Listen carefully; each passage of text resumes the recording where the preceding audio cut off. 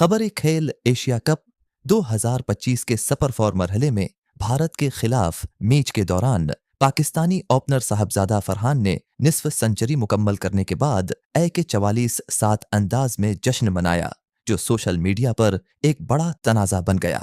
फरहान ने 45 गेंदों पर 58 रन्स बनाकर पाकिस्तान को 171 के मजमूए तक पहुंचाने में अहम किरदार अदा किया, मगर उनका जश्न मौजू बहस बन गया।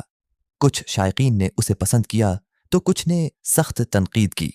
प्रेस कॉन्फ्रेंस में फरहान ने वजाहत देते हुए कहा, मुझे परवाह नहीं, ये लम्हे की बात थी, बस ख्याल आया कि आज कुछ नया करूं।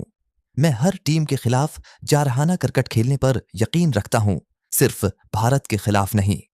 उन्होंने मजीद कहा कि टीम को पावर प्ले में विकेटें बचानी होंगी और ज्यादा रन्स बनाने होंगे ताकि दरमियानी ओवर्स में दबाव न आए।